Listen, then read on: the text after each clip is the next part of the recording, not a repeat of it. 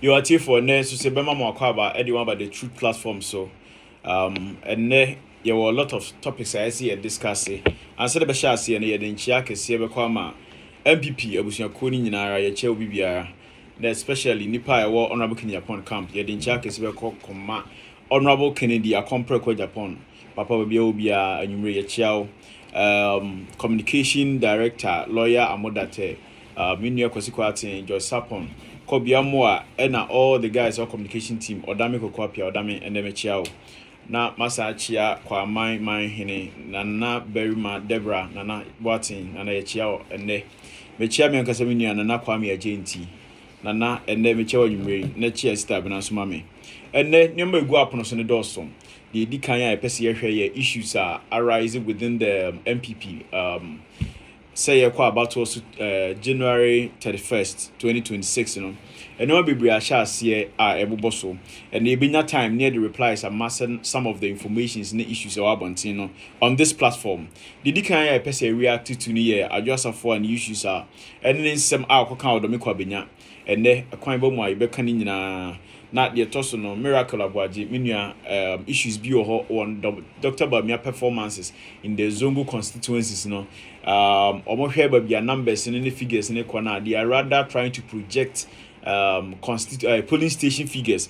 It was so surprising say you not tackle the issues on the basis of the constituency performance now for polling stations because you can't polling stations in Buma and send about constituency figures and then we are going to make a certain revelations on Dr. Memia performance in some key Zongo communities in Ghana na yahwe and so they can't be here attaching in some Wasako UTV after Honorable Kenya Japan on Monday and someone also question UTV account Tuesday no also yebeka ho asem yebeka issues on youth unemployment on this platform and na asante hene issues and na boko issues no and sabio one and asante hene yama bono regional minister was sampa nsensem ho yebe react to these issues and na National Council for Curriculum and Assessment council that is NACA for also can nsem bi say o my Ghana say say yebe yebesua French Chinese language and no amanfo bebre I shall say react to some of these issues and the kwan ba mu a yebeka sansem ni nyina etine didi kan ye pese boso no e ya adwo asafo a ni issues a akopeja aba e won the constituency a akofa nsem bebre aba no these are the issues a e wo ho na yebe discussing ti didi kan no yebe react to adwo asafo a nsensem a ekoso proud to MPP primaries ekoya on 31st January no at for now I think say it's already in the media. Yeah, platforms to cry. Personally, my reaction to any professional, but yeah proper recording. Yeah, the response neighbor. I just have for on the constituency on Sunday, knowing very well that Honorable Kenya Japan is booked for an interview on UTV. That is on Monday. On no call meeting delegate on Sunday. And I walk can same PH delegate. Na sabi you baby I just have for and ne be minimum says or court no video. And now say recording now yeah man for no akasa sense some okeka abroad meeting delegates now obehu se sabio wa anwene anko deep on do some of the nyema okeka no ebia ho pepere anase bia bibia Dr. Bamia bia so akere anase promises bia ya ka akere nti na o man keka sense because untimi nko gina sabio animdifo anyansafo papafo ne maamefo ne sabio nipa o ma adwuma bobe emegina o manim kan kire say only Honorable Kenya Japan our ma na winning the personality and for him to even say or nominate you to have any ministerial appointment or any position in his government and yet possible or can't delegates ni nasa politics ni ye politics for ourselves and for yabusuan for in say politics na more ye e wodomiko abinyana wo as former member of parliament Sabi wunya direct benefits also there is no need for you to support such a candidate ebasa dia sabi you na you can say one can say ye enti ye make a little revelation on adjustment issues are okay so no Kenya point di matem ono kra no na utu no so useless e can say bi kan ho mo yen hwe adjustment nipo kugino manim se ono mo kasa no the performance in the Dominican constituency no near West you even nipo kujino so no mudin komo no so control e wo so based on the numbers we in the primaries no na sabi nipo kujino manim kasa no sabi e beto nipa so mo mafa na futu na Adjo Safo a ekwa about also in the year 2020 as a member of parliament for Domiko Abenya constituency. At the end of 2020, about 20 years, we just have 75,041 votes. 75,041 votes. The closest contendant, Eleklim Akurugu, with vote very less than 40,000, 45,000 votes. And to where address a funny NDC candidates now. Obionimu so much, Akurugu 52,262. Yeah, until between our moment numbers, it is even more than the friend is saying 27,000 votes in a just for Edma NDC candidate in the year 2020. From 2020 to Saban, you a member of parliament and about 2024 no. And then you called primaries before you called primaries and then once and be a buy so we parliament to work for close to 1 year even more than that. No one unrepresented of parliament. Parliamentary friend is saying committees need be etina assessable you Gina Kunya no kwame asa akoto so aba and impanifo ejina muma amaso. For that reason you call primaries or Domiko Abenya no just for 328 votes in the primaries lawyer Mike Okwe Jr. enya 1,194 votes. Into where just for any lawyer vote difference. Lawyer beating almost by 300%. Your friend is a vote margin. Where difference now? That is 328 as compared to 1,194 votes. Into just for bra who could not sign independent no madin common. Who be sounds what is my influence in the lives of these people and as a control ben more because when Timin call primaries, Emma close to about 2,000 people and Kwabatoso. Emma Wunyamu 328. Not in 2025. We still think that you have some sort of authority over these people to go and tell them what to do. And I said, some could now kind of Nansen Fatap. Also, one Rabu in Japan say we are useless. And I said, you or do attempt or can't say we are arrogant to Muadia. It is true. So, on Rabu in Japan can say Muadia and correct because. And Sema ACC in the year 2024, 2023, 2024. Nasabi Ujao position 2 honor. It came to a time and now MPP Abino, I work on Elevia. It took people like the chief of staff then, Honorable Fremont Paré, drove from the office to your house. The Penifomia when he said, even in your house, he spent close to 30 minutes and sent a baby in the pono. Obe well fear it took more than another 30 minutes to send a baby. So for a chief of staff, assembly will to me a wall about fear for 1 hour. No, not fair. Obey you any much no channel for 1 hour. Sabi you near we catch us a muadia. Nani pakrono, ne kwanswano. I also want you to say, Sabi you or call Domiko Abenya meeting delegates. No, Nkabe catch them allegations and some are not in the book. I found say now what per ye. Honorable Afeno Market a free position now walk past our position. No about because it's answer and correct. These are the demands that now we making. You were requesting second private jets never bra. In 2 years animal you never catch us say we are useless. Why do you have to fume over it? Why do you have to be angry over it? Because demands are making it around that time now. They were useless demand. And as at that material movement now.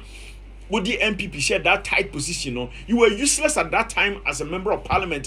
Who call about also in the name of the MPP Amanyoku. At that material movement, you were useless at that time. Remember, Kasi said you were useless, and now personally, I can't speak that against your personality. But your actions were very useless then. Nenyan Sabianim, not Jimmy and Techri. One was so called America at that time, and now you're fro about TikTok. Now was slangy, now was sa, now we mean I said, who Ghana for? Go and watch yourself, how you display yourself, how you embarrassed yourself during that era. Then now what you mean could delegate the same delegate, the whole Ghana. ABC I was saying Domiko Abenya for asabi atitiriu asikafo nyansafo adenimfo e wo honom nipa we ne mato abama so represent in the parliament of Ghana no to obi man so yesi omra eme attend to government business etimi so TikTok live to no so esa ehuru Ghana for ne ade nyina and ye catch you so you useless abofu you were useless then.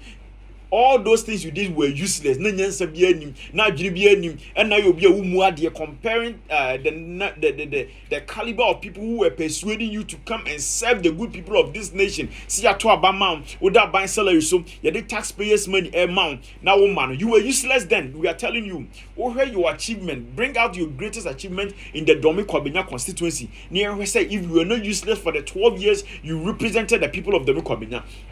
The like what is your major development or achievement as a member of parliament Domi Kwabena? Come and tell us and compare with the 12 years in the year that achievement now when you useless. Come and tell Ghanaians and let us know. Here's some part of Domi Kwabena. The Oma Quante, who will be a nipa bitite.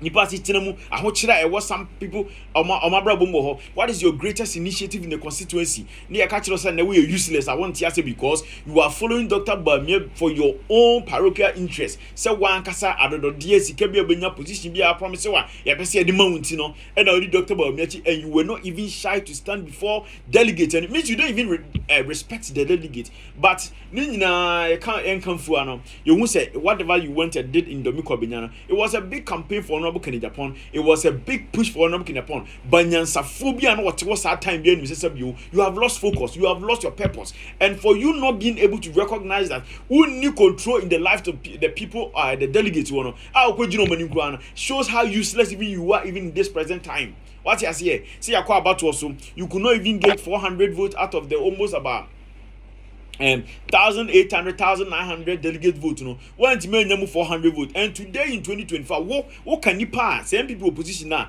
You were one contributing factor. What Kasankrofa, my Lucy, about in Domi Kwabena. What time in 2020 and now you are pan another than Kukufadia. When you are 75,000 votes.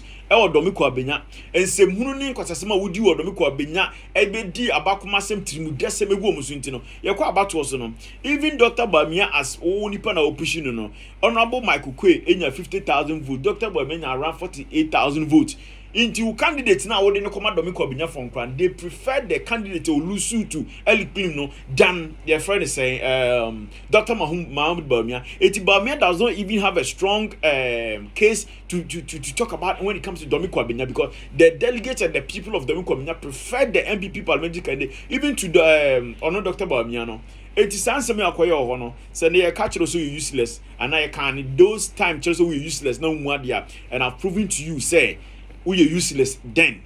And na sabi you now say nsema akokan na ye nsemu e nsema sabi wotena so wan nwene ho e na akokan, because and then we place a video no ma ho na ho bia we say we di nkwala asema nkasa e wo ho. But those of us and this camp at this camp we are very happy for that kind of immature statements and comments na okoye wo ho no. Enti ha na ye dey adwasafo ade no so den ebesi the next on our bill and issue be a copy on social media. The people from the Bawumia camp, I think say more follow the Truth platform, and I'm okay with personal videos concerning the results analysis of the 2024 elections. Now I have done so much analysis concerning the 2024 elections, how Dr. Muhammad Bawumia performed badly even in his own 5 regions. I discussed all those ones this platform and some other platform that I've had the opportunity to sit on. In Miracle Abwaje, any some guys in the Bawumia camp almost say Dr. Bawumia did not lose all the Zongo polling station in the Zongo constituencies. We are telling you that for every Zongo community, Zongo constituency in this nation, say no crown among peg some candidates. Go and check the EC Gazette report of the 2024 elections. Dr. Bawumia lost every constituency a year one. Highly Muslim dominated. 2 a year Zongo community. Zongo community na amanfra 4, that is tribes and ethnic groups are who could share one place. You can classify that community as a Zongo community. And no sabi you say Accra. That's a main Accra no one community a year under tribes. Omonya more of and na occupy that place where you can call it Zongo community. Ghana had a Zongo community. It is mainly areas as Sabio, Yenu free ceremony before our more. That is what we describe as the Zongo communities in this nation. Obi Biano, and Ebeyasa Agenano. More about was Dr. Bawumia and Lucy in the Zongo communities. Even in the entire election, you saw how bad Dr. Bawumia performed. And then in the next few minutes, we're going to take some opportunity and review to Miracle Abwaje and the few NDC guys they don't want to pay attention to the results of the 2024 election, or they don't want to dive deep into it to make analysis and make a case out of it to show Dr. Bawumia's woeful performance in the 2024 elections. Here, your far constituency be Asanwase constituency. Asanwase, when as a Koreman Powo, a Hona Kumase, Alaba, when omo nyina wo friend say Asamase constituency obi anim say Asamase ohwe ho Asawa ba mu nyina hye Asamase. They are hugely or highly dominated Muslim and northern constituency. Yako Asamase constituency Dr. Bawumia in the 2024 elections onya 27,206 MPP parliamentary candidates in 31,049 votes. Even in Asamase constituency go, the figures are out there. John Dramani Mahama enya 44,922 votes. And between John Dramani Mahama and Dr. Bawumia, it is almost a vote difference of about 17,000 in Asamase constituency. And himself, Sabiu, they are not to compete against John Dramani Mahama or not na. Ne the Muslim asa constituency one Muslim dominated constituency Dr. Bawumia 27,206 MPP parliamentary candidate one Muntaka Mubarak and a compete war Asamase constituency. Muntaka Mubarak and a winning constituency MPP and a piece Elusi but when you 31,049 votes OBT Dr. Bawumia close to 4,000 votes in Asamase constituency. So that is how bad Dr. Bawumia performed in Asamase constituency. You have a constituency like Medina constituency Dr. Bawumia 27,541 votes. Medina. Obi Owakra Biano knows very well that Medina is a Zongo constituency. MPP piece now Robert or something or representing MPP when you 29,777 votes. And the MPP piece now representing war Asawasan Honorable Xavier Sosu EBT MPP piece in 29,000. Dr. Bawumia as a parliament presidential candidate in 27,541. So even though say MPP piece in Lucy and the vote to and also send Dr. Bawumia there, come and tell us a Banasena Medina a highly Muslim dominated constituency. Dr. Bawumia vote a less than Nipa coalition and no Nyekramuni. What you say? That is how bad Dr. Bawumia performed in Medina constituency.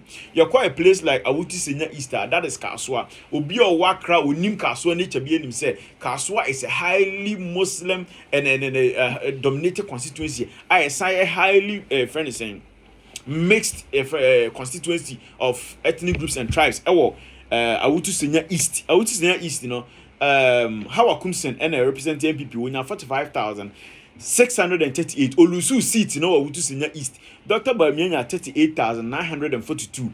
And the Hawa Kumsen po Olusu PC seat in 45,638. Dr. Bawumia as a presidential candidate to Kaswano, Awutu Senya East in 38,942 votes. What you say? Into check here.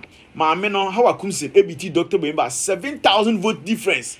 Awutu Senya East. So come and tell us nipa na mu pushing na money Ghana first and Toba man. Even at Awutu Senya East Hawa Kumsen no did Dr. Bawumia den the people in Awutu Senya East preferred or like parliamentary candidate even more than Dr. Bawumia in Awutu Senya East. You call a Shaman constituency. Nobody can tell me a Shaman and Zongo constituency. A Shaman Dr. Bawumia 22,902. 22,902. Peace no representing MPP 25,927 votes. A Shaman constituency. And the peace in one winning seat. The vote you also send Dr. Bawumia or representing MPP or Dr. Bawumia Kramuni Yesirimi. You call Shaman. Most majority of the people there are Northerners and Muslims. A Shaman constituency. A Shaman constituency no JM John Dramani Mama. When you 69,795. Between Dr. Bawumia and your friend is saying JM JMBT Dr. Bawumia close to 47,000 votes. Our Shaman constituency. What are you people trying to tell us? If the candidates now demand sebi you ni muslim form penasem ni yanko form mo yankrimofoko and penasem because we are seeing in all these Muslim dominated constituencies. Dr. Bawumia Lucy MPP peace ni Lucy all right but peace na Lucy no ni vote to do us see Dr. Bawumia more in all these Zongo and Islamic constituencies what you say Okakwe Central and chief imam na you ne mosque wo ye fro Fadama no Okakwe Central wo honorable Patrick Boama constituency honorable Patrick Boama nya 21,099 votes ye fro Okakwe Central. Dr. Bawumia 17,047 votes Okakwe Central. In Okakwe Central no peace in MPP peace honorable Patrick Boama ABT Dr. Bawumia 4,000 votes Fadama and you Okakwe Central ni se you nkramo 4 doors ho pa no Dr. Bawumia lusu ye lose no Lucy and MPP pieces of votes cross and also say no. Yawasi East, Yawasi East, a one Nima, a one Nima Eden, a war. Intia Yawasi East to Koha. Muslims endorse where Yawasi East more. Zongo is a Zongo community and a Zongo constituency, Ayawasu East. Dr. Bamiena 8,167 votes. MPP peace ni Lucy Rabonia 9,110 votes. Even at constituency the Nima Eshemubino. That is what happened there. You call Ayawaso North, I want a new town money a day. I want to see a highly Muslim dominated constituency. About 9,893 votes. MPP peace ni Lucy 11,278 votes. Ayawaso North. And to go check it was as well. Those say MPPs no lose right. But the vote will lose you. That was the same Dr. Bamiya presenting as presidential candidate. That is how bad Dr. Bamiya was as a candidate for the New Patriotic Party. You check it old Tafwa. Obi Okumasi be say Tafo constituency ba akwa sabio yenuanom enkrimofo ne sirimfo ho pa. Honorable Vincent Eko Asifua constituency no Eko Asifua enya 34,097 votes ewo Tafo. Dr. Bamiya 33,570 votes. Inti Eko Vincent Asifua vote unya e also seen Dr. Bamiya there ewo Tafo constituency. E also see a Muslim and a Zongo constituency. What you say you come Manshia North ho na Moshi Zongo any ade nyina den ewo Manshia North ho na ewo. Wo ka police station abana mu yiba ni nyina boma Manshia North no Dr. Bamiya 29,703 and MPP peace ni nya 29,675 OBT peace ni by 8 votes. That is where the only performance was Zongo community yard in OBT MPP peace ni by only 8 votes. Yakwa Tamale Central and Kremofo constituency pa back on Tamale Central. If you don't know, I'm telling you. Dr. Bamiya performance or onya or hono 20,633 votes. Ewo Tamale Central. JM enya 48,431. Enti babimpa enim se sabi onkremofo kese beto abama on Hokrambu JMB2 by 28,000 votes. That is how bad Dr. Bamiya was. Oko constituency say Ejira has one of the biggest Zongo communities. Ewo Ejira peace ninya of 24,751. That is MPP peace, Olusu seat all right too. But Dr. Bamiya 20,231 votes. And the MPP peace nin EBT Dr. Bamiya close by 4,500 votes. Ewo Ejira. And also Zongo communities. These are some of the constituencies that Sabio Muslim dominated constituencies our Ghana. What you say? Dr. Bamiya call elections, or performing badly in those constituencies. You heard all the 5 northern regions our Ghana. That is Upper East, Upper West, Northeast, Savannah, and the Northern region. The only region Dr. Bamiya winning election against your friend is saying John Dramani Mahama, the Upper East region, yeah. A hope but that is a constituency MPP winning seat, a regional MPP winning seat because Nanado even as an account candidate, every in that seat, you can't all the 5 northern regions in Bomwa or compare about MPP 9 in the year 2020. In the year 2020. And you compare Abba Dr. Bamiya as a northern candidate, even in the 5 northern regions. Now do BT Dr. Bamiya by 145,000 votes. 145,000 votes. So Mukes now, but even in the 5 northern regions in Dr. Bamiya was presented as a bad candidate for the New Patriotic Party because his numbers was not able to beat Nanado Danko Kufada or Yakani SIA Christoni near the Cremoni or Yesremoni called the 5 northern regions. Nanado vote and also Sene in the 5 northern region. Nanado votes in the also Dr. Bamiya votes by 145,000. So many a miracle any more Dr. Bamiya company adina. Mobile some of these arguments. We are pleading on you say munya time na monko election results on munkum it mere anywhere. We can go on and go on and go on and tell you how bad Dr. Bamiya was as a candidate for the New Patriotic Party. What I say, that is how bad he was. And Nameka and 5 northern region. That is the only region that Dr. Bamiya, ABT John Dramani Mahama was in the northeast. That is the northeast. Yeah, stand northeast. NOBT. The friend is saying, John Dramani Mahama, Dr. Bamiya 134,800 votes, and NDC candidate JJ 111,051 votes. In the year 2020, Nana Ado nya 122,742 votes. And Mahama nya 112,306. And you realize that even though Nana Ado can in the Northeast and still winning John Dramani Mahama even in the year 2020. The rest in all the 4 other regions, that is Upper West, Upper East, Savannah, and Northern Regional, JMAPT, Baumia in all these 4 regions. Vote difference, JM, ADBT, your friend is saying. Baumia in the 5 northern region, 620,411 votes, 620,411 votes. You are checking the year 2020, JMBT Nanado by 402,694. So, Baumia, your candidate, NDC for Nusun, Kasa. What you say? We had a performance against Nana Ado Dankwa Akufo-Addo. We are very much a comfortable candidate for the NDC to beat anytime. Into the NDC for some pay sabi Baumia because I'm not bro pa. Nana Ado vote in the 5 northern regions compared to Dr. Baumia. Nana Ado beating by 145,772 votes. Into more Dr. Baumia camp no. Mobile any kind of analysis concerning Dr. Baumia perform in the Zoom communities now. Go and look at this figure very well, and you know that Dr. Baumia was a very bad candidate for the New Patriotic Party to present for the elections 2024. Yeah, the enosuswe then ebesi ho and sembia ye papa attaching so enra okotena UTV ebobo so no. We want to take few minutes of your time as your viewers ne yen room kakra. I think say ye papa attaching ne nsem akboso nyina no. From time I'm all call rounds and some of you can find Honorable Kennedy Japan, Honorable Kennedy Japan, the temperament, on to me and Shana Buffo to me all these things. So, and then I said, you have a part attaching at the Pia is in a no, or win and pa or win a via is in an hour. But I'll quite attach your constituency cram pa. Even on in his own constituency, Sabu Nana Ado Dankwa Akufo-Addo as a 2 about honor. MPP in Nankasa and vote to Nyan and also send Dr. Baumia vote, even in their own constituency. So, in their own constituency, they could not even project Dr. Baumia to win the elections. Those who we need a friend saying, or more constituency one, peace in vote, Edos saying Dr. Baumia there. That is how bad the candidate was. A 2 general radio saying, oh, they were Sabio, Minya Kosikwati, a yo, go anymore say, oh, TV news, because as a lawyer, you need to make sure, say, before you have to any issue beyond why a due diligence, our home. Honorable Kenya Pon so what taught dying Eddie Amaketi Hamon. No about Jama.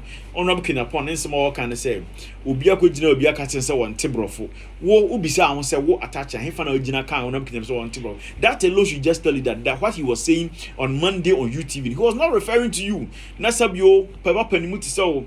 Na mama nipa mo pese ya na nipa ekasa na de etraso what you say wo mo kasa wi a ya mo ko comment section wo and some are young guys and young girls no e kan in those comment section no say bi o mo kwatena na mo kasa sa na you are losing the respect people have for you.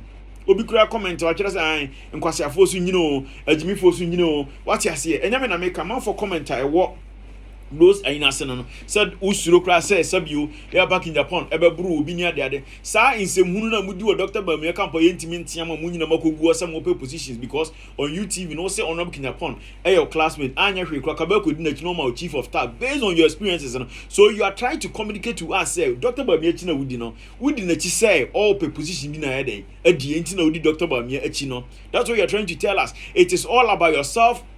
Yourself, and not just a fakoye almost unpenifua. Ye buni ni dema mudi Dr. Baumia china. It is about your stomach. More the politics nechiache, more the mangana so for swache, more the Ghana sikache. What you see, the Ghana secretary to a Mokamaji contract, my yuma, what you see, when your party is for swache. And so still, Munkomu Yamuso Pre, Mumbi someone say Nippon representative in the parliament house, and a party, a mama who they number representative a party in any munipano. And for so dear Ben and Nippon, Moon had the real Mamma, my enriching more life, Moon have Brabam de Mamma, Namukomo constituencies war, Namu who sub you a year for Manasitan no Braboma, Yana when you, and Yana Yamu Ferricacra. Not every day it should be about yourself, every day, and for Bibiama Monkwana sub you Ghana and Yansa with him.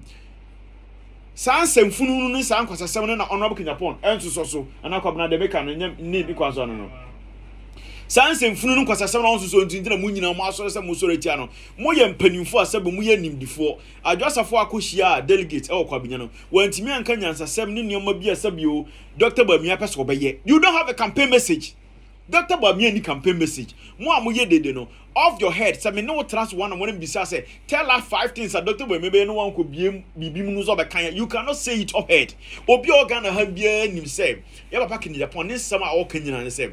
Made industrialization and provision of jobs because ya papa kufuo e the free maternal care by e manipa gugu mu e na nanado ba say me nua pani kufuo the program ya ba manipa awodo ntimi me fa free SHS mbra e no de mom afei yenya MPP ni badwene ba woda so daye edasu nye so daye papa awo wonse na ho biebie nwuma organa ha wose maduru mra asabi organa mabu ni nya dwuma nye enti sabi osika ne ahode nyame de adom ni nyansa nyame ma ni biebie nwuma e ma MPP party na di miso mfa so ene because of semi be politics do bia time no me upon no kenya upon na ka sabi obi apekwase agro nti no so e wo use gas support MPP party ndi obi any problem but the moment obi need to position ni there sabi because of onya corrupt nti no mu bia ni why you find it so easy to align with him. That is the problem. Because consistently in your communication, in your conversation, mama you say it should be about you, your positions, and your interests. And I'm okay. And I want to Japan. Also, so babubi. Na sabio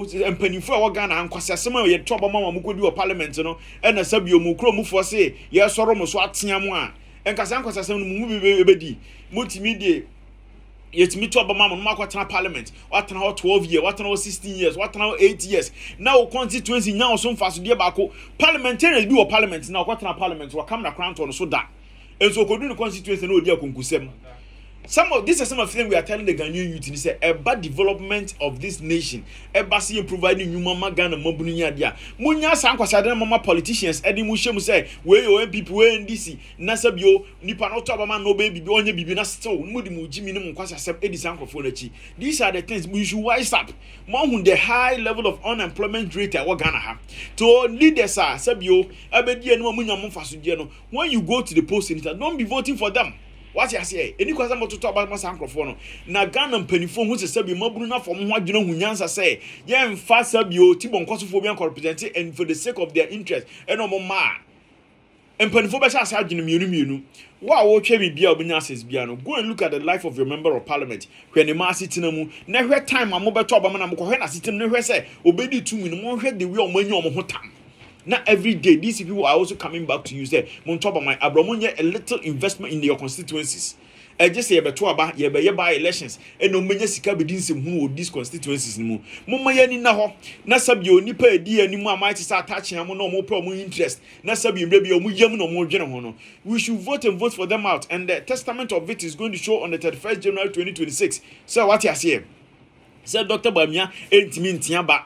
Dr. Bamia enya straight onye firm person. He is indecisive. Enti na sebe sankrofo we nyina tudi na kira ontimi ntia obia no. Hwa bronye m kwasase mo mudi, chaso poku mu niema omudi, hwa mpanimfo kra he manfo di buoni ani di mo hwense mo mabontika. Na sabio ono no Bamia ntimi nsi obia de che, ontimi ntia obia. And they feel so comfortable because they feel that Dr. Bamia ne betima control ni say remote control. Ye kaso won sere ha, ye kaso won fa ha, o mesere ye man megina stage so no di so ntiam no hani pa na mudi na chi.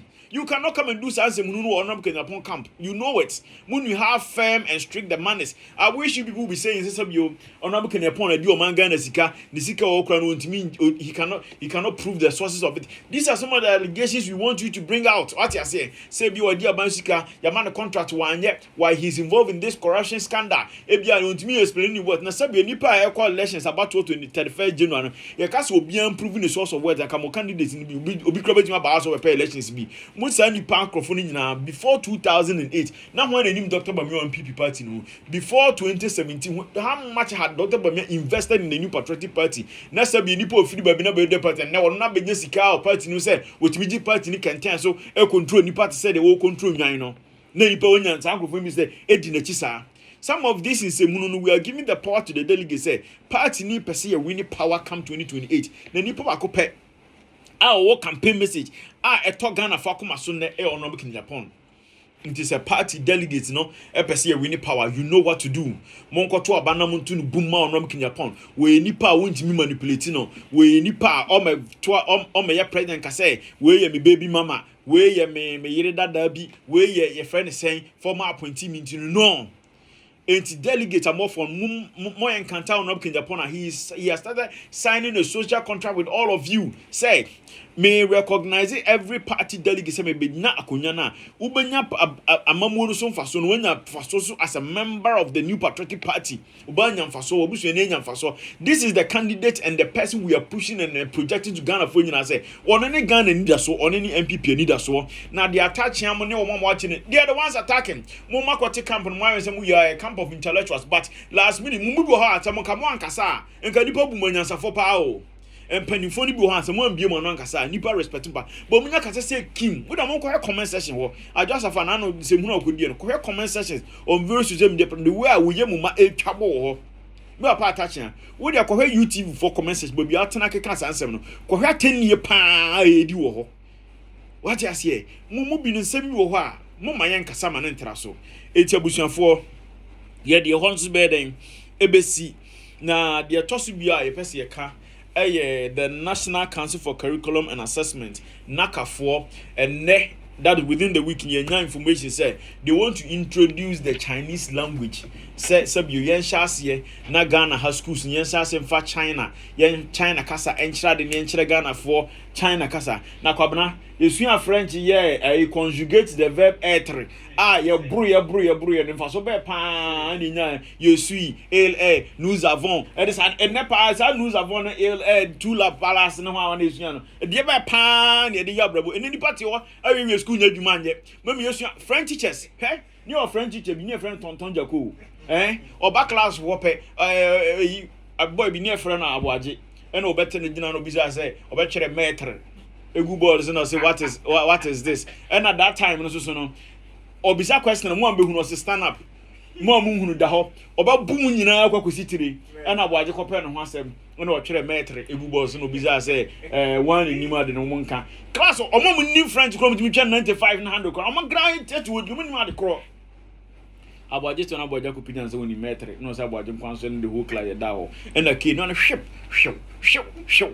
yeah she left right and back ye we dey bisa say aboaje metre dey was matres and ka say ni kuno class ho na Asian French and French ko ni be Asian French obi so be what I say empany for Ghana ha sabio ya na mama bunu no esa adwene ho bi no sabio sa mokotena sana mo fa adwene afa Ghana oman Ghana mpuntuo ne nchekire adwene be pa na ya na wo mutirimu a mo de kwatena adwene be pa na ya mudi am de kwatena say mo akwatena say all of a sudden or the oman yi wo ma ye nya adwuma nye no ade ehia Ghana mpanifo a mo wo naka ene say go so China language sabio adwene be pa na wo mutirim and I was very fortunate to listen to Omo acting a friend is no chairman no acting chairman no, that is Professor Samuel Oforibe Queen nan ne argument o making say ai yen sha se mfa China kasa no entity e mabunu no na sabi Ghana ni kwa China so okodidwa wa ono atimi aka ne China na so wanya Ghana ni am na ye then the culture to kura na etwam nsum no beka say ai yen cheche Ghana mabunu no China na o matimi akoka China for say galamse nye It is seven perform or winning Yansa Nia Gino Mutim say you have a way and means to talk to the China government to tell them say Galam Senje. Muntimin Yan Maranen Shan stop Galam say Muntimin Tiasuja Fongum and go bro China for no money kitten kiteno is so. Not just your senior China language bear 20 years and except you news a Galam Sen is not stopping today. Hagan penny for home. A boon any dear council. Ye mu bi ne nsembu ha na kan din. Sanse mu says Twini Jonas parties as in we are. Papa will be with you no. Twini Jonas this asem we na Kevin Taylor motis asem wi a o be wi mu se nne Ghana iwo mu no AI abambe AI studies across schools mu ye besua computer programming ye besua coding one na atwe computer programming na efa languages ho it is not about language ana na monfa sa nyansa no kwatena meeting mun discuss se Ghana maburu no ni adwuma ye besua programming ye besua coding ye besua AI technology.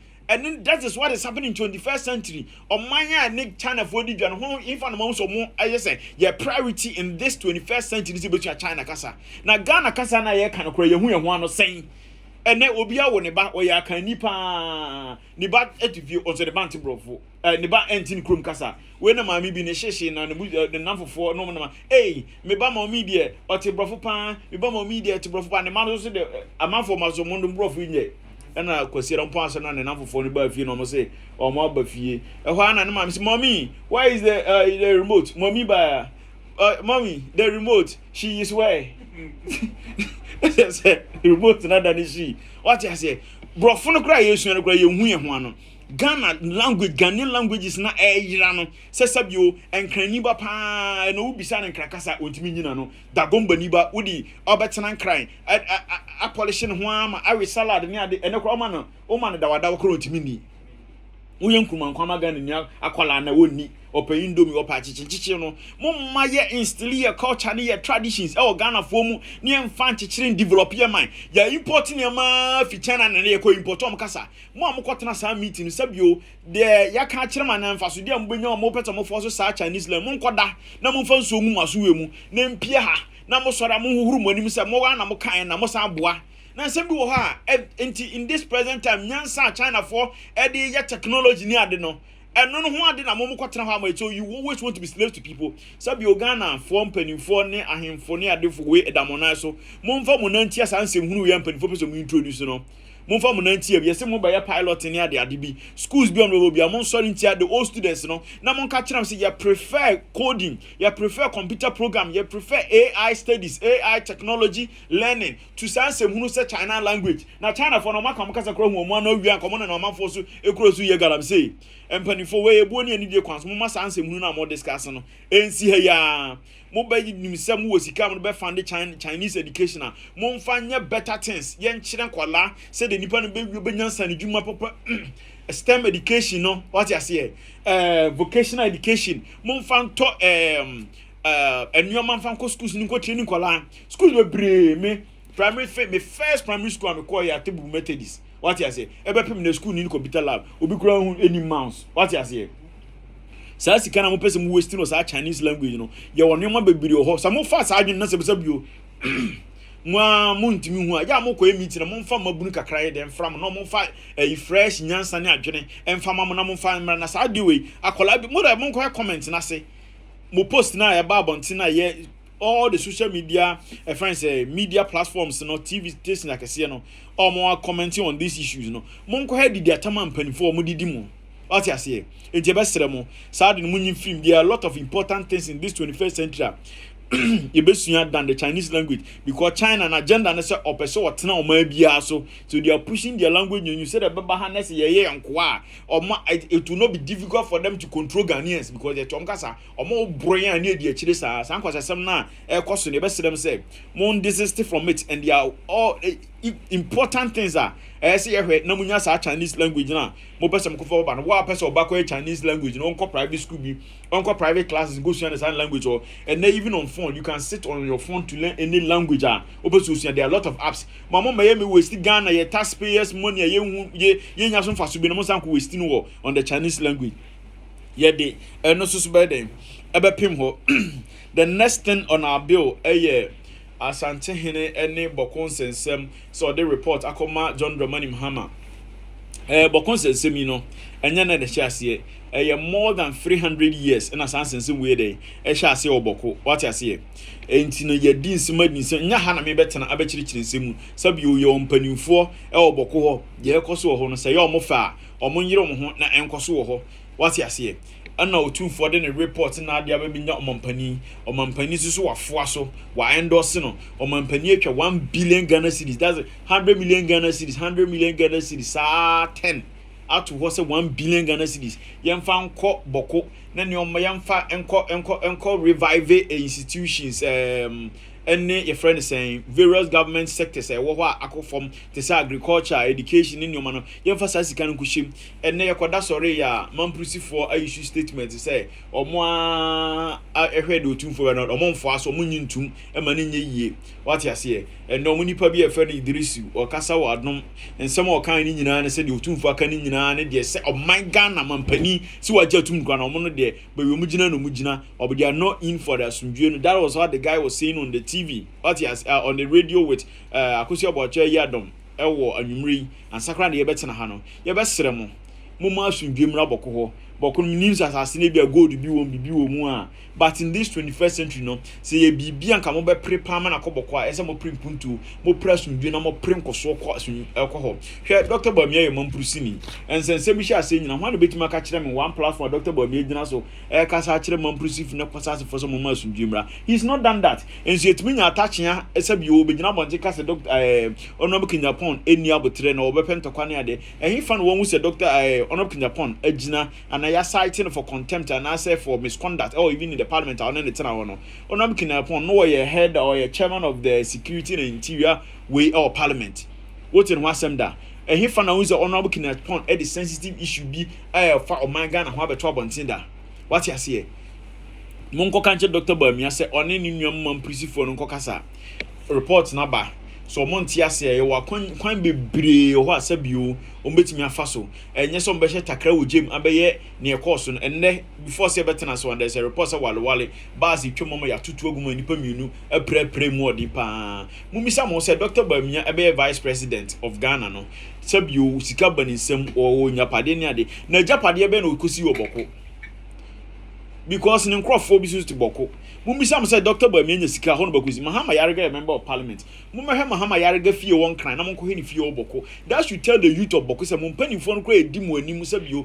omo free mu kro mu nya sika they don't put their biggest investment because of Tokwana Equation because boko is known for huge friends and market activities the boko juma because boko is close to Togo close to Benin close to Burkina Faso up there so hona boko ewo into a center for business na mama ntokwa amakuru na jija ena yo post Dr. Krako boko ewo nko teacher ni ko ha onko into e bestre nipa ewo boko sesabio but said ye ntokwa no ba ye displace mu amokwa amanfo kuro so asundie wo no sabio se ko bi e kunu no kuro ma ka mu bisa mo se anfa na moko ntokwa mu ba ko akoye den mu ba ko seek for refuge yini say nipa e mamprisifo no ko sasefo ebiti kwawu mo ko kwawu obo kwawu abetifi kwawu pipiase monhwe empraye so monhwe tibie na monhwe kwawu kronya dan fefefe papa eguo na monfa compare boko minim se ko sasefo ne mamprisifo ebiti Cape Coast monkohwe development ne sabio asundie o Cape Coast monkohwe takrade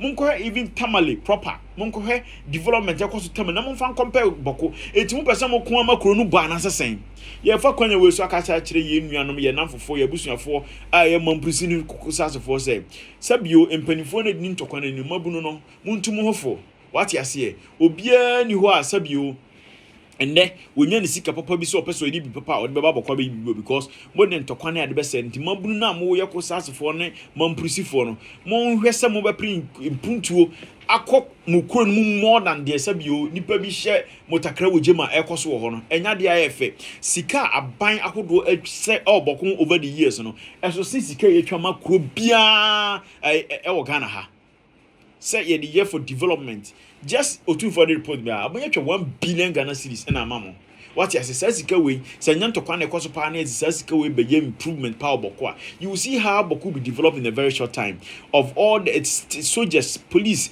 BNI afwa hodwa abakuru musika by spend one over the years the best seremo say otu for report na ba no you say amount for na support be and we also believe say there are a lot of ways and avenues of moving to handle some of these issues no the best someone hesa ensana mo hwani ye otumfo akasa na wakasa kire the Bono regional minister honorable Joseph Adey Akwaboa or no Tama Sampa nsensem sorry you know no ye lawyer Emma Samoduamo side no ene Sampa Supreme Court any National House of Chief a gazette wo hina masampa enso bepem ne asundie ni sampa enti sabio o regional minister na yede wakohye wo no enti ye a nam forma agudu otumfo ne ma otumfo kasa ne se wo kanipa e hye takra wo jem e wo sampa ho sabio mampani Mahama dia akoso boko no anso di dwa toko otumfo no yesa adwuma we ye hwehwemu se wo minister yi e yampa so di sansen se wo yachi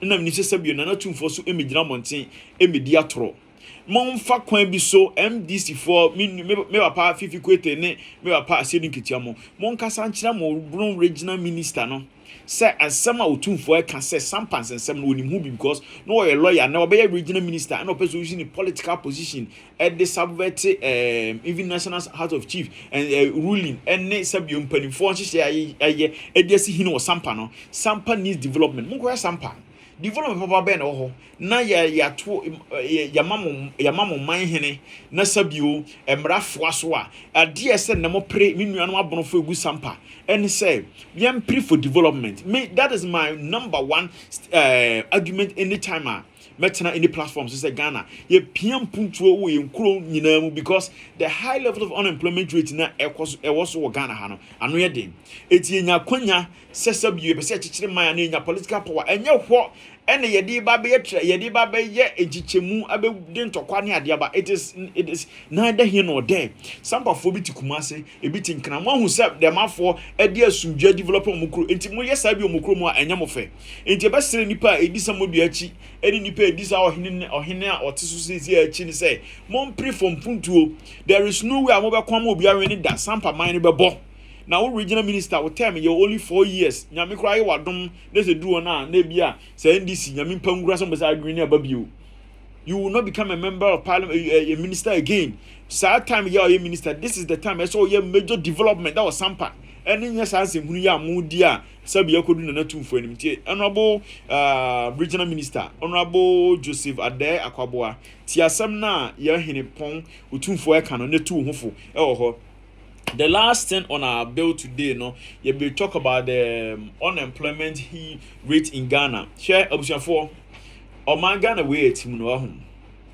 So, what can say Mobun which you are a understatement? I want you Ghana Mobun e Kumuha because of lack of jobs. Nipa we school. We were colleague here and first degree. Almost 13 years in. We were 2012. We were colleagues as I tell you, we school from 2012 him there. When you Jumamo, when Timina Jumamo under salary should die. You be on to an Akada, a ya banyo your private sector. You be on to an Akada. Na your cost to a ma Ghana penny for say. A mabun Ghana here you ma. Your Tuabama President Juba was in Nipa, a band with formula last minute be you mean Saturday that in Semuna and this about we bar so January Sadium ye teachers for any nurses for sub you na mom appointment mom cotton of you know. What you say? More kind of first by second budget. Finance Minister Sabeka said almost about 98,000 people are Akosukwe we supposed to my buying this car. Sub you will be posted, but when I buy was a car or back to sanitary pad 292 million Ghana cedis. I buy was a car. So 292 million now more than it can build not less than 80 chip compound. Sika year pad for 2025 budget, any 2026 budget. It can build more than 150 chip compounds. After at least 6 nurses in each compound. Now to say you're far close to about a friends of 12,000 nurses. What you say? So I've been waiting a moment to him. Now what the Ghana Mobunu Esha Ahuchirima just because of election, Baba, no more compare Sokola Fia Momo, no Mabunu Sabion Quasia first to the Machi demonstration, and I am Pino and I quote the mo. Sabio dad, the mono who says Sabio be a Sabi Sika crown if you buy the movie. Yen you and here for my no massa to mob near Yusuma, near Pai will be any near Bobinum, near to Tiagas Abobi, no Aquadaho, no Chinabu. Eti Ghana mabunu kwa hu yihia mu de ma mekeka san se menyina ye nsema ye nua pani Sam George oye ne recently fa sensema cyber fraud hu sensema ekoso ye nua Sam George mesero so bibi papa pa ye as a minister of communication ye besero sa fraudulent activities that what MTN so no that should be your major your friend is saying fight ye wo more than one telecommunication network Ghana ho but the aji hini pa ye boni pa krono pa so MTN waba as a minister of communication you are so pretending over this fraud in this telecommunication network and they won hu asam nka o amount for private nyoma mo ye na wagye wono agina no wagye aboso okrom ha sesa bi MPP aban na report wo mo san ekosimu san you have been a minister for close to 1 year now. What is your major achievement in that industry? But coming into a TikTok near the no, you cannot fight for Ghanaians. Say even monetizing them because they sense fraud. Is that the argument? Mo amoko Bukum Sports Arena hona mo ye bloggers near there. John Mahama, ye president echo meeting before election. This is what some judges tell you. Said Obako ye negotiations. Amasabio, ya timia monetize TikTok, ya monetize other platform no, aside YouTube ni adamo mwenye sika no. Or say a man for your fraud into one timi nkonko yes sad argument no. E magana for is this the person who were talking so much in 2024? Ghana mabunu, this is the people who have voted for them. What you see? Mo hwa ho chena hunyenye Ghana for enamu mo launch 24-hour economy for almost 1 year plus. Nothing tangible have been done about the 24 economy. Mo launch the big push agenda for almost 1 year. Nothing has been done about it. Ni on kwasiafo bi ti Facebook and aban papa ba okotiri bi aban papa ba and aban papa ofui NDC ba akonwa so bepem de ne mo nkyere part at the titiru a omatimi ayama Ghana for nya so faso. The same is a hunu bi a MPP for year in the previous government the NAPCO ni echi obi ka 700 Ghana cedis ni enyam panifo bi to say omo ye ministers of state omo ye sabio government appointees na mo so pretending over san kwase adwuma we say wo bia adwuma NAPCO uchi obi ba 700 Ghana say oba kwase ampani na wotifie na mo ahye omo tatwo adu kom beef ade de omo tifie wa nkwase asem no mudi no month day kura sen na mudi masa mo na omo tifie no na mo kopa adwuma mo obi ewo MPP era mo so mo obi NAPCO 700 Ghana cedis na mo de bo mo safo hene sa 2025 MPP ya lusu krombo kra ke be me wanwa mu be din kwase asem papa in some of these sectors your boy ya humodi a lot of sectors but odi be gina monte be campaigns o create jobs in Manabkwa na me say wa adwene no esel sabio eguto atanwam no Ghana mabunu susu ya mfanya ya because ya ne kwase asem bi edi ya e be say nya nipa di akire me MPP ni o me MPP ni na sabio me nton ma adwene ma MPP me nya kwase ama MPP say MPP din kwase asem bia na me so this is how I want the youth of this nation to begin to think. So we a political party member bia no problem but party ni din kwase asem din se hunu bia you people should be able to voice amoma mpanimfo no say e maburu na di party na chi nyansa ne adwene wo mutirim mo nya mo say mfui ni nkraman ne nwan na bibia na mo to di akire na bibia mo to di akire e na jomma na mo yedede tariffs are John Mahama Diaba from 2025 and the 2026 budget. A bro, the NASA be also so more than 500%. Where ye levy a few now de-levy in the self taxes near the fool so no and everybody is paying for all those things. When Suoka, when Kanyaka Watutum in this space of time, there is no president in this nation aside President Mahama. What be dear DSC at Obama president. Now the first year in office was to Kanye News, but it doesn't happen. Go and check the records. What you see? Na mo nya daje na ye ka asem tia ban a na aban be ne structures ye no na mu jimi na mu die na mo support MPP before difa NDC for so kwasiafo bi so difa na ye ka bibia fa MPP government so say o manya da bi men kasa ase no sabi owu no ukromufo na motutu an fa so de be pa na mu nya wo so. What you see? Ghana maburu here juma. Ghana maburu here juma. That is what Ghana youth are looking for. It we a minister of state. We are the tumi mawa. We say you will develop Ghana for near ministers bit your eye. We are Ghana in so we school wapi o juma. Sabi you sa some need be tifru obi anam sabi any pan sabi crazy. Efra ni moja. Adwene aka say dia adwene ko bi na ni tiru. Mo bebere politics near the attorney na motena platform di attorney na mama appointment. And mo abebo my Ghana krono na musu mo nya mo ho. Eti e ka asem bia na mo abasori gina Ghana burukwa mumu bebiri kura na munya adwuma mpo da mumu bebiri kwa mu faili mu first degree examinations mo kwatena receipt na literature pass ye mumu bebiri mu ni ene proper CV mo kodi ade na mo party for na aye astro bu bibi de na mo akodi na mo akototo papa so ne ma mo big position na ma sada be bo man Ghana krono e ma bunu ni sore se mo ma adwuma mo se Ghana mo buru ya e akwadworo e sa asem na e yensemfunu e yenkwase asem say wo ye panini eto man ekopɛ sabi owo bi kura pɛ so ye adwuma mu misan say the availability of funding ne Ghana e bi wo yefa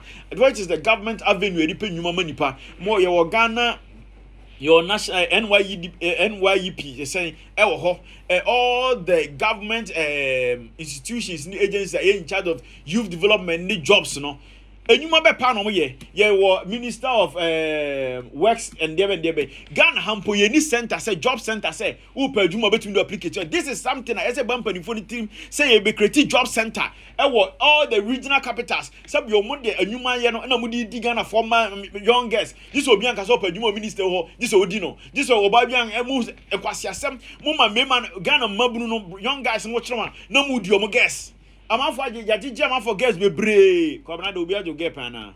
That is what the ministers and MPs, some of them they do.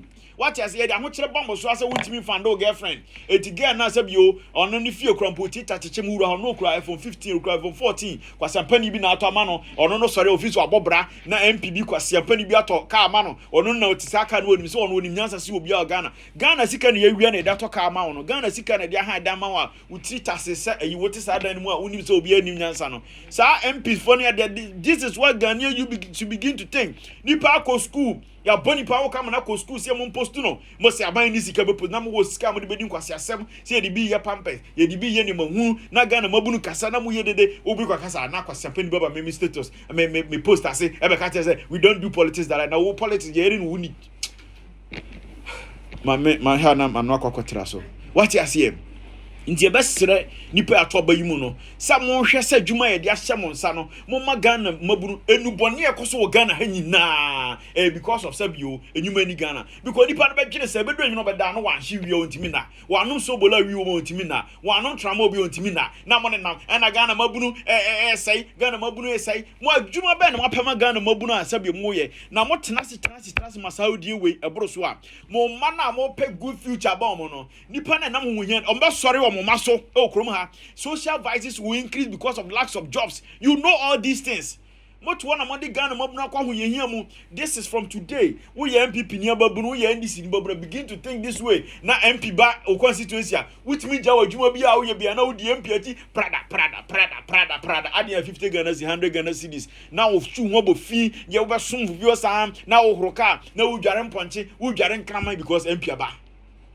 Sani pana watu abamana na wobo man Ghana krono no onu mumu no wakwa som no na beda na yabumo omoba munyam no ne na mo sa na mo nchiro mo this is what we need because this is a table woman thing MP du kra maintain last time our kasafa development what table woman thing ho sending any pro east that all these areas no monko the deplorable roads and what that this atebubu sending anyway and robberies ekoso your members of parliament represented this constituency at the parliament none of them is coughing about it adie chair this see a boni pot to yekum ni power kwame dan so atebubu ni agikwanso ni nobody is talking about your panimfo ho and na me no ka say atebubu proper what I say zoom line contractor enye dwumodi monko market do your ball ajafa your projects like astrotef what atebubu almost very close to 8 years ni projects ya abandoning nyina your mpanimfo ho e mabru ni nyaba bianko e be na mo nyanyem mo ho because wo nyanko ba bianko ba no da ni be ma sorry ya no kaka obetim ho obi ho ye ya na adana afemfam what you say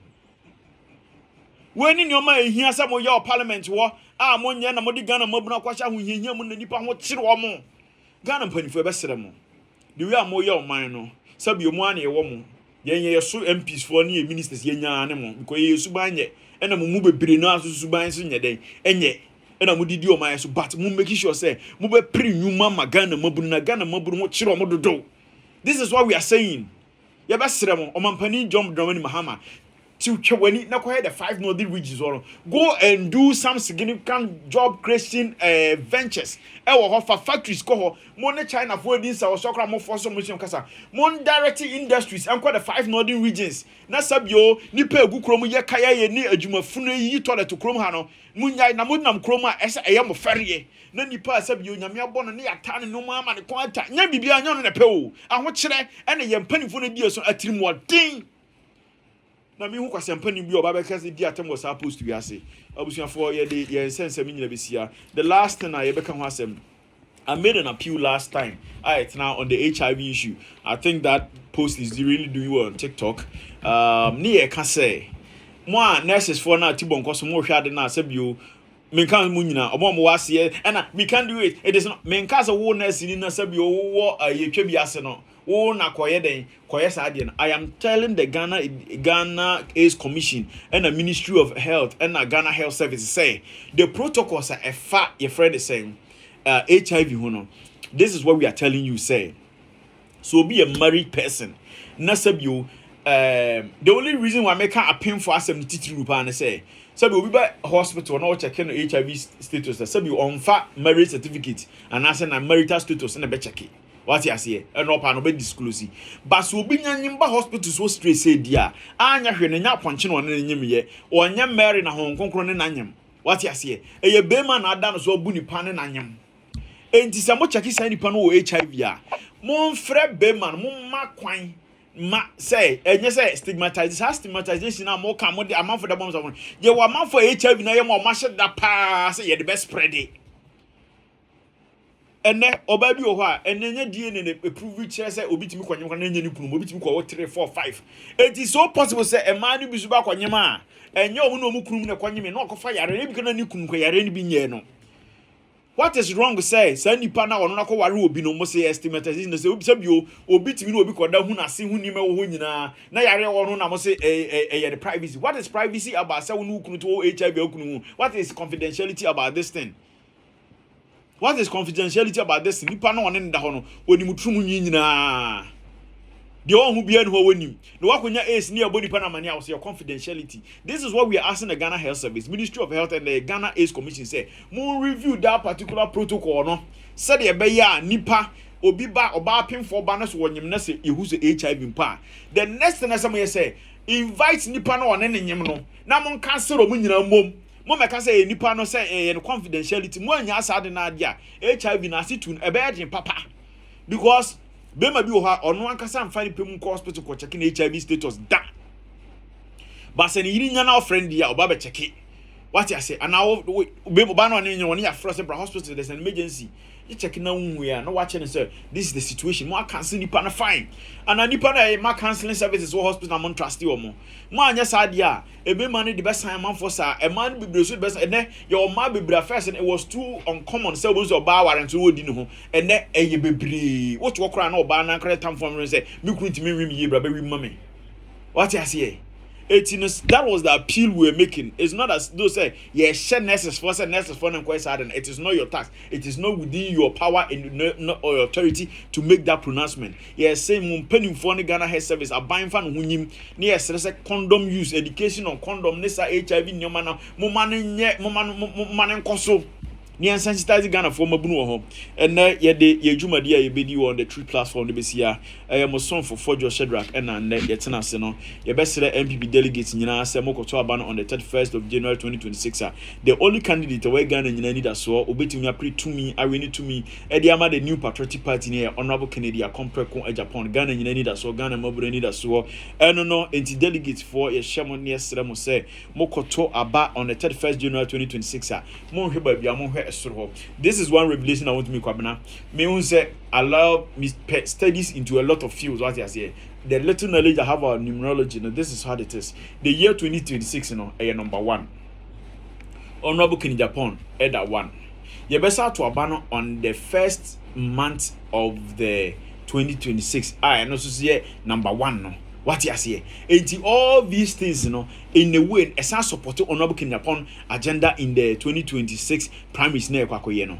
And it shows everything. Me wa pa Honorable, me wa pa Prophet Bernard is in the short and comes to enter from Eddie Atoso and Prophet Eric Yao Ofosu. Also, the Bible Toso. A friend is saying Ghana a differ a share a dim a huni ye and ye stomach prophet a combidio mamo pesikabi and the other church members some year can. Yeah, cap prophets are saying no mudin come more track record of we na Jana 1 Jana 2 or the can 31st December no bubu ada no a differ papa and come share show Ghana hami papa so far makwatamo come share papa mo share Ghana and say Honorable King Japan Eddie can win elections quite dada over prophet said we are Prophet Bernard 2022 making this prophecy so far makwata. I remember one of the end of month prayers making this declaration it's the one change be an MPP form di on okay mama hwa come meeting for ya twere wo soro ya twere wo form 31st December no just declaration e kwakoye okutwu ko soroba for money betting ye pa onom kinyapon the next flag bearer the new patriotic party ye den be kwa battles in the 2028 election akwa community me de abesesa omaga na ma mabunu anida so ye do bibiara onya adaje hwe ya se hwe wo Facebook the Truth platform hwe YouTube the Truth platform TikTok the Truth platform and ye beda ye manager as God in the say ye beda ye production team osofo Steve Edano DJ Edase ena minua wada oso so yeda wase enti atifo ene yedibesi ya edo bibia ase bye bye.